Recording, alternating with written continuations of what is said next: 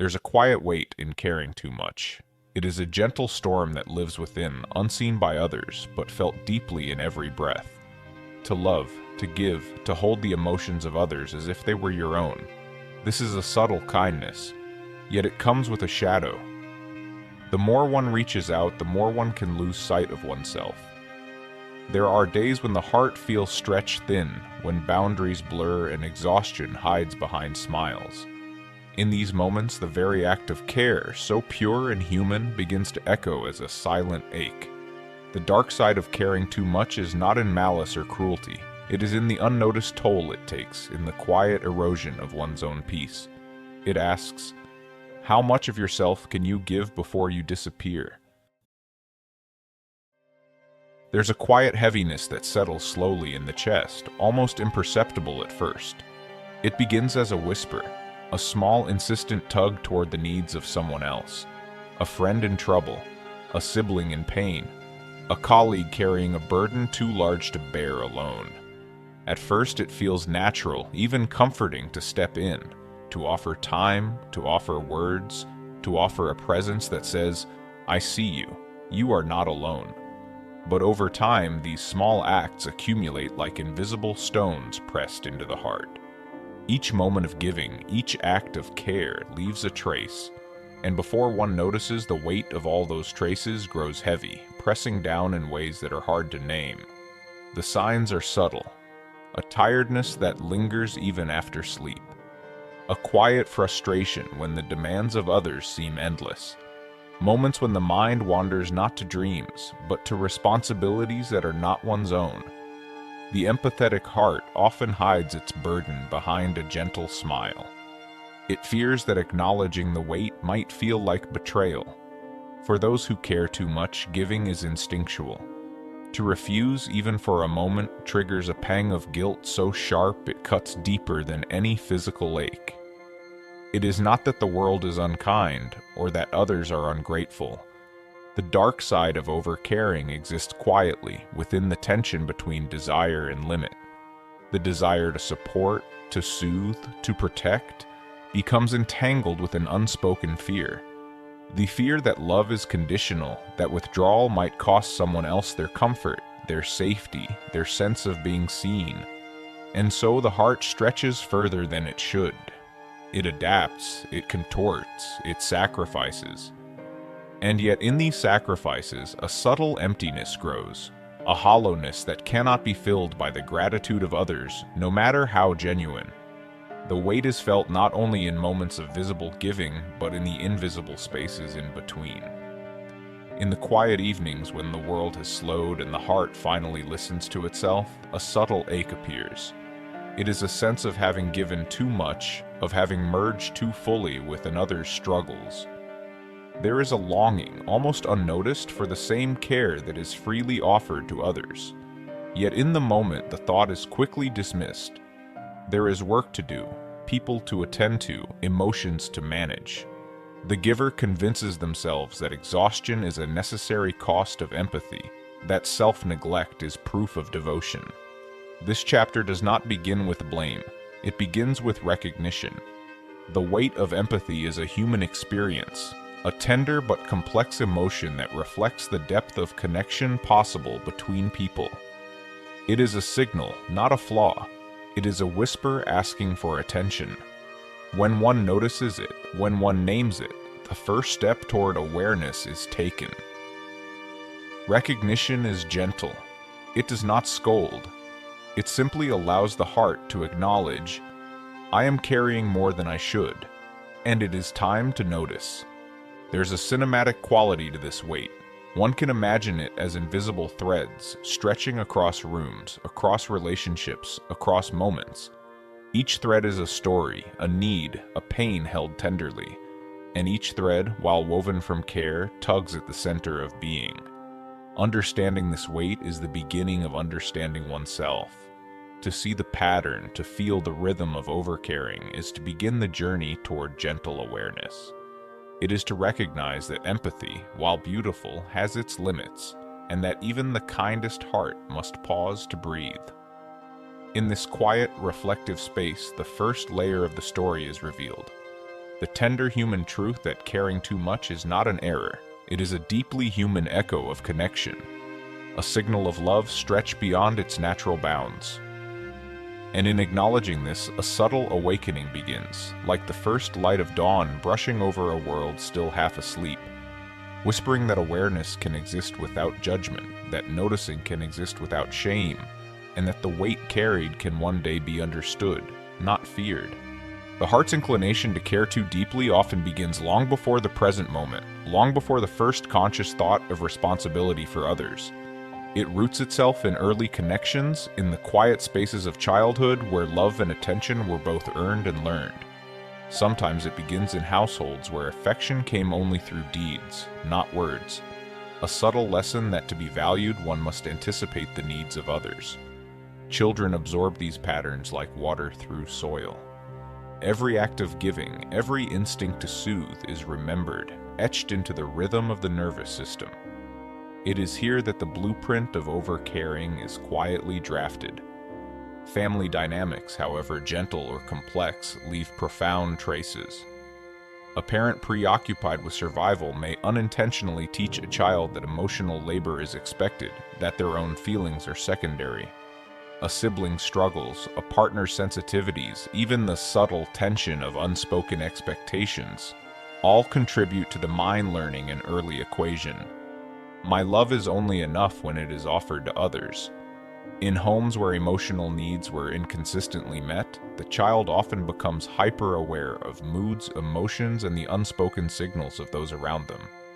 This hyper-vigilance, while protective in youth, can later transform into a burden of responsibility for all these who enter one's life. Cultural and social cues also shape this tendency.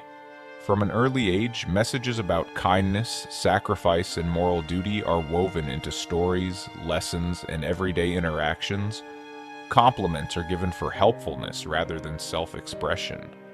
Praise comes when others are pleased. The empathetic child learns to mirror, to anticipate, to prioritize. Their sense of worth becomes entwined with the emotional well-being of others, forming a delicate architecture of self that leans outward, constantly adjusting to maintain harmony.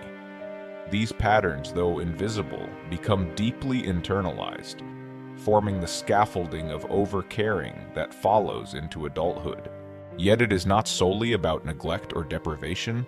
Even in loving environments, over-caring can emerge from positive experiences that amplify the instinct to nurture. The child who comforts a crying sibling, who notices when a friend is sad, who resolves conflicts before they escalate, these are acts of love that form a habit of attentiveness. Over time, attentiveness can tip into hyper-responsibility. The line between empathy and self-sacrifice blurs, as the mind equates vigilance with love and neglect with failure.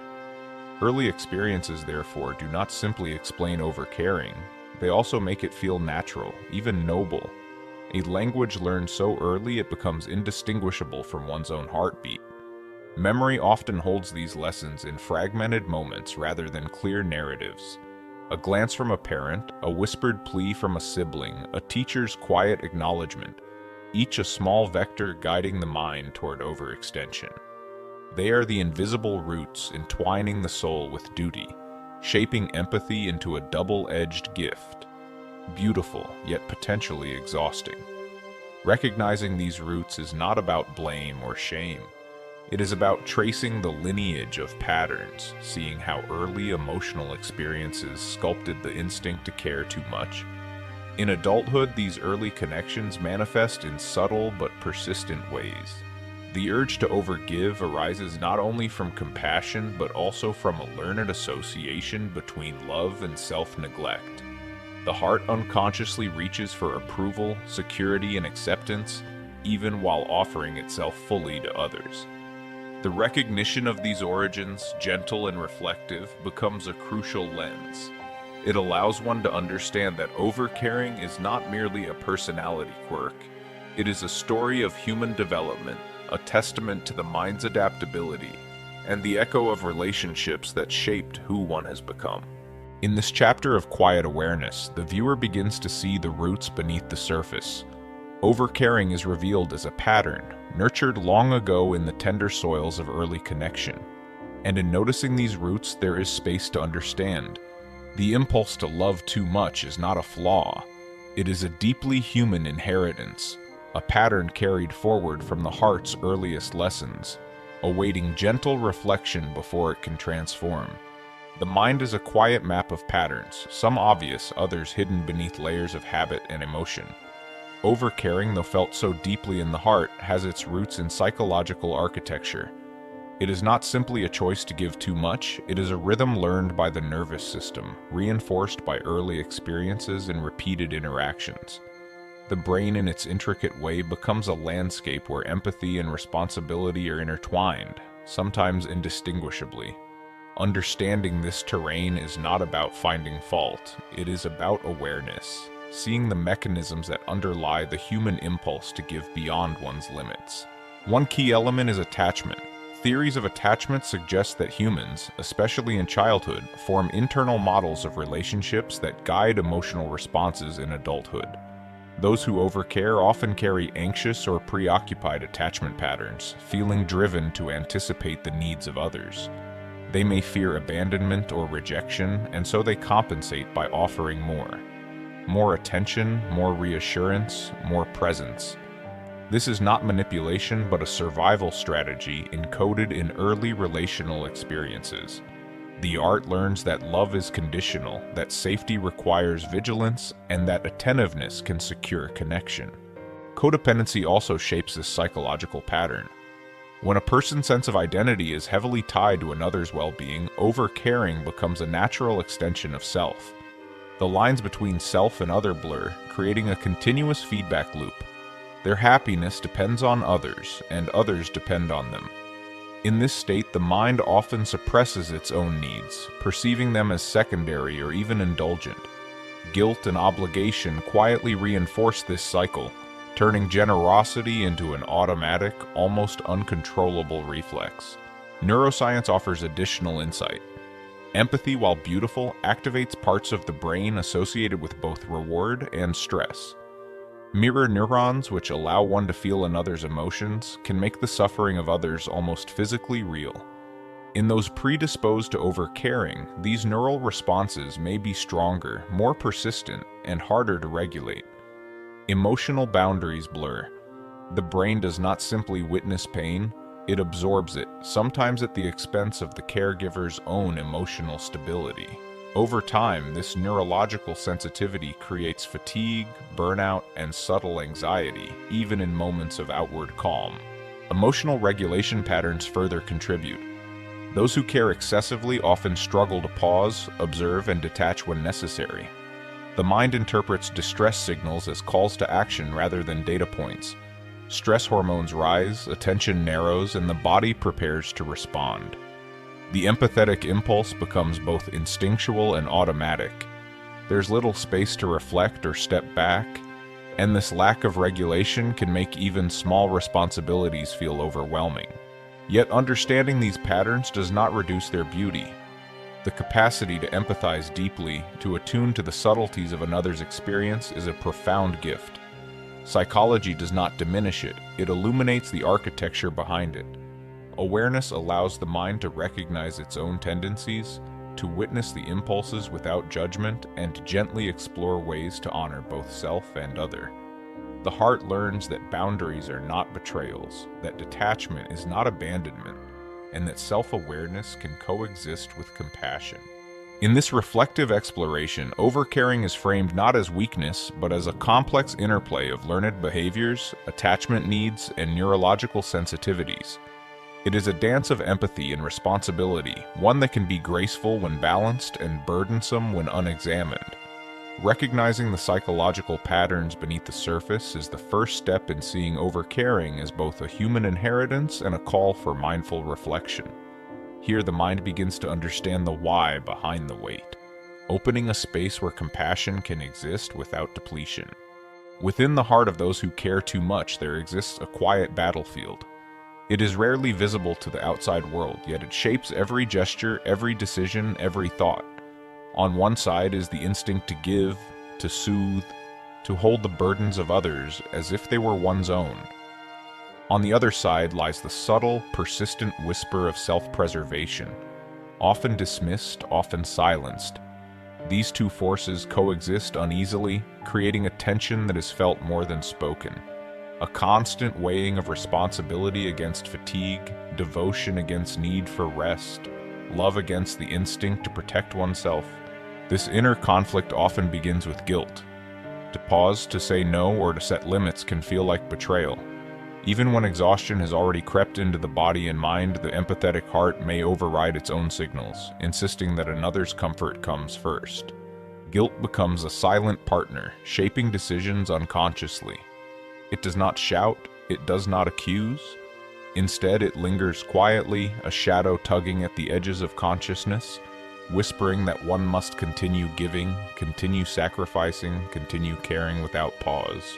Alongside guilt, resentment quietly simmers. It is not always directed outward. Often it turns inward, toward the self. The mind may question why exhaustion is so constant, why personal boundaries feel impossible to maintain. Yet this resentment is tangled with love, making it confusing and complex. It does not erupt in anger, but simmers beneath smiles and acts of kindness. The inner observer notes it, but struggles to voice it, as if acknowledging the feeling would invalidate the very devotion that sustains relationships. Confusion is another companion of overcaring. The mind constantly negotiates. Should I step in or step back? Will my absence hurt more than my presence? Is my help wanted or is it expected? The heart seeks clarity, yet clarity is elusive. Every action is weighed against imagined consequences, every gesture measured against perceived need. The empathetic mind becomes a landscape of imagined outcomes, where responsibility is magnified and the self is often lost in the folds of others' lives. This internal struggle is deeply human. It is not a flaw, nor is it a failure of character. It is a reflection of the tension between connection and individuation, between selflessness and self-care. The very capacity to feel, to sense another's suffering so vividly, creates a susceptibility to internal conflict. Awareness of this tension is the first step toward understanding it. Recognizing the silent dialogue within, without judgment, is a form of self-compassion, a quiet acknowledgement that the heart is capable of both love and fatigue simultaneously. Even in moments of outward calm, the inner conflict persists. It can manifest as lingering anxiety, subtle restlessness, or a heaviness that follows the giver home. The mind may replay conversations, scrutinize interactions, and anticipate needs before they are voiced. It is a constant, delicate balancing act, an invisible choreography of empathy and self-preservation that requires constant vigilance. Yet within this tension lies the potential for insight. The silent inner conflict, once noticed, becomes a mirror. It reflects the boundaries that have been crossed, the energy that has been expended, and the unmet needs of the self. It is not an enemy, but a guide. It quietly signals that reflection, pause, and awareness are necessary. The conflict is not meant to be resolved through guilt or force, but through gentle observation, through recognition of limits, and through understanding that the capacity to care does not require the sacrifice of one's own well-being. In the stillness of this reflection, the inner conflict begins to shift from burden to awareness. The heart sees itself not as failing, but as human. The tension softens, not entirely, but enough to whisper. Caring too much is a dialogue, not a demand. It is an echo of love, stretched and unbalanced, waiting for recognition.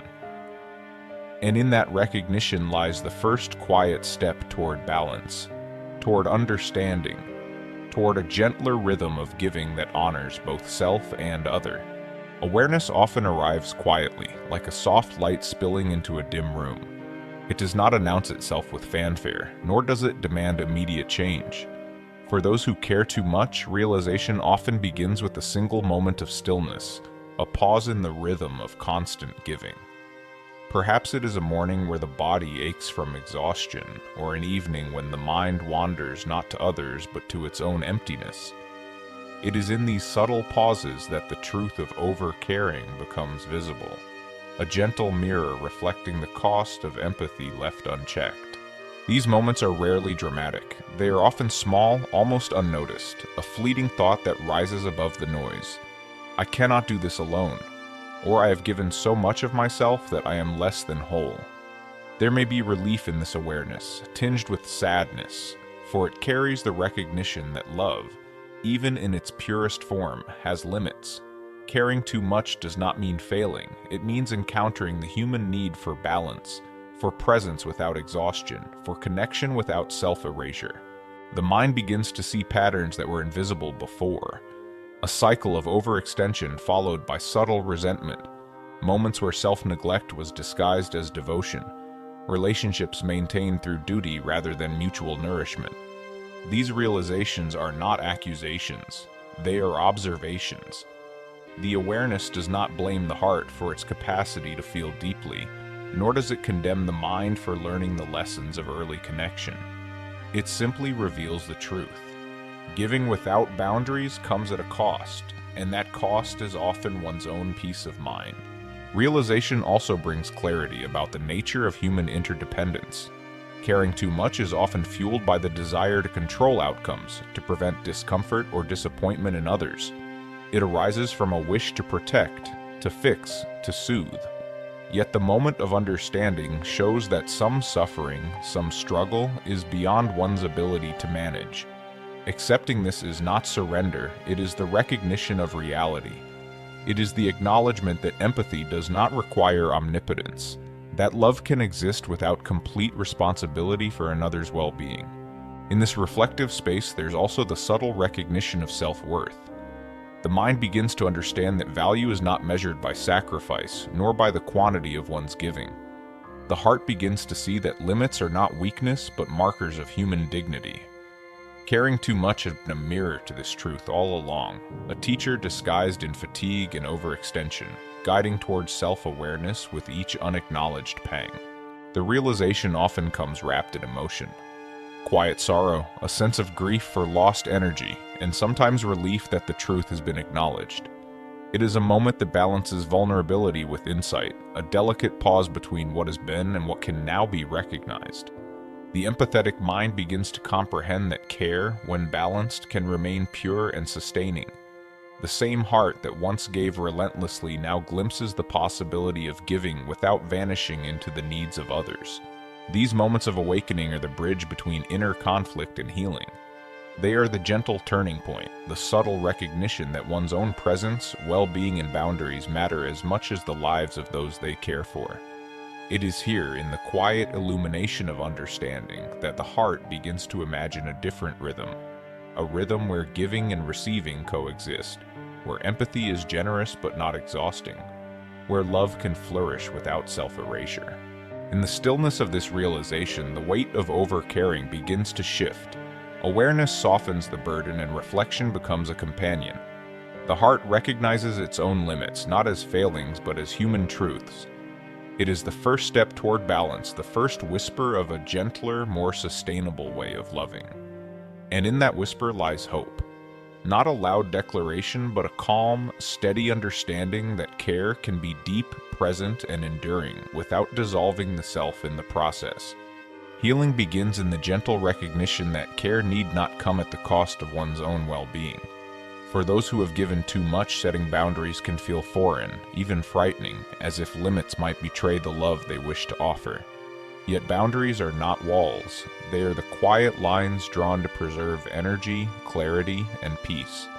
They allow the heart to continue giving without dissolving, to remain present without losing itself in the tides of others' needs. Learning to honor these lines is a tender act of self-compassion, a recognition that one's capacity to care is deepened, not diminished, by mindful limits. The first step often involves small acts of permission, a pause before saying yes, a gentle refusal when energy is low, a quiet acknowledgement that one's own needs are valid. These acts, though subtle, carry profound significance. They communicate to the self, you are worthy, your presence matters, your rest matters. Each boundary is a thread of protection woven into the fabric of empathy, allowing love to remain sustainable, vibrant, and conscious rather than burdensome. Boundaries also transform relationships. When the giver respects their own limits, others begin to witness a new rhythm, a presence that is fully engaged, not exhausted. Connection becomes reciprocal rather than transactional, an exchange of energy rather than a one-sided sacrifice. The heart learns that distance does not equate to neglect, that absence can be a form of care, and that true empathy flourishes when grounded in stability and self-respect. Healing through boundaries is intertwined with self-awareness. It requires observing the impulses to overgive, to rescue, or to preemptively absorb others' pain. Awareness allows one to pause, to reflect on what is sustainable, and to respond from choice rather than compulsion. In these moments, the mind learns the delicate distinction between helping and overextending, between love and self-erasure. Boundaries, then, are not limitations. They are instruments of clarity, a way to harmonize care with presence, compassion with personal integrity. There's also a quiet courage in this process. It takes strength to step back, to say no, to preserve energy when the mind is conditioned to give without pause. Yet in this courage lies freedom. The heart realizes that giving need not be constant, that love can exist without exhaustion, and that empathy is amplified when the self is protected. Each boundary drawn is a testament to both resilience and tenderness, a gentle acknowledgement that one's capacity to care is precious, not infinite. Healing is further nurtured by reflection. Observing the impact of over-caring on the mind, body, and relationships illuminates the necessity of balance. It allows the heart to integrate past patterns without judgment, to see overgiving not as failure, but as an expression of deep humanity. Through reflection, boundaries become intuitive, woven seamlessly into daily life. They no longer feel like restrictions, but like the quiet rhythm of a heart learning to honor itself while honoring others. In this chapter of gentle transformation, care is reclaimed. The giver no longer vanishes within the needs of others, but exists alongside them, fully present, attentive, and grounded. Boundaries are not a wall between self and world. They are the framework that allows empathy to breathe freely. The weight of overcaring softens, replaced by a steady rhythm of giving and receiving, a cadence where love is sustainable and profound. Healing through boundaries is not sudden, nor is it dramatic. It is a quiet, persistent evolution, a series of small choices, conscious reflections, and gentle permissions that slowly recalibrate the heart. And in this evolution, the heart discovers a truth once obscured, that care, when balanced with self-awareness and limits, is not diminished. It is refined, steady, and luminous, capable of lasting presence without dissolving the giver.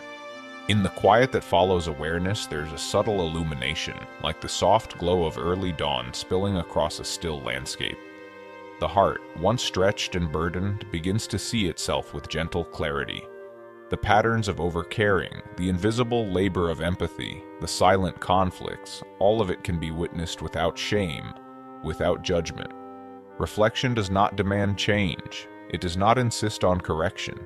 It simply observes, allowing the weight to be acknowledged and the heart to rest in the knowledge that its capacity to care is both precious and human. This light reveals the intricate beauty of empathy. The very quality that once carried hidden exhaustion now appears as a testament to depth, to sensitivity, to profound connection. Caring too much is not a flaw, it is a reflection of love in its purest form, a gift of attention and presence. Yet the reflection also shows the necessity of balance. The mind learns that love is not measured in quantity alone, nor in self-sacrifice, but in the gentle rhythm of giving that sustains both the giver and the receiver. The reflection extends to relationships. One begins to see how care, when balanced, becomes nourishment rather than burden. There's a quiet understanding that empathy can coexist with boundaries, that attention can be full without consuming, that love can flow without eroding the self. The heart recognizes that limits are not betrayals but markers of integrity. They preserve the capacity to connect deeply, to offer presence, and to honor the self without diminishing others. In this contemplative light, past patterns are not condemned. Moments of overgiving, exhaustion, and unspoken resentment are reframed as expressions of human striving, the echo of early lessons and the imprint of compassionate instinct. Reflection turns the gaze inward not to criticize, but to witness. It invites the heart to acknowledge its own tenderness, to honor its capacity to hold others, and to embrace its need for care in return. The process is quiet, meditative, and deeply human. The reflective heart also touches the future with intention, not obligation. Awareness allows for choice, moments where empathy is deliberate rather than automatic, where care is offered with conscious presence rather than compulsion. The mind begins to recognize the rhythm of sustainable love, the cadence where boundaries and generosity coexist, the pace at which the self remains whole while others are supported. It is a rhythm both tender and resilient, learned through observation, experience, and mindful attention. Ultimately, reflection in quiet light is about presence. It is the acknowledgement that caring too much is a human echo of connection, a sign of sensitivity and devotion. It is the recognition that overcaring is neither failure nor shame, but a call for gentle awareness. The heart, having journeyed through recognition, origin, inner conflict, realization, and healing, now rests in the space between knowing and being, a space where empathy flows freely, limits are respected, and the self is honored. In this stillness, the human experience of caring too much finds its final frame. The gift of empathy is celebrated alongside the wisdom of boundaries. The weight of overextension softens into a quiet understanding. And the heart, having observed its own rhythms, holds itself tenderly, like a candle in calm night air, steady, warm, illuminating the beauty of connection without sacrificing the peace of its own flame. Here, in the reflective glow, the story finds closure. It is not an ending marked by triumph or dramatic revelation, but a gentle resting place, a moment of awareness, acceptance, and quiet grace. The heart has learned to care deeply, fully, and sustainably, and in that balance lies the profound, tender truth of what it means to love and be human.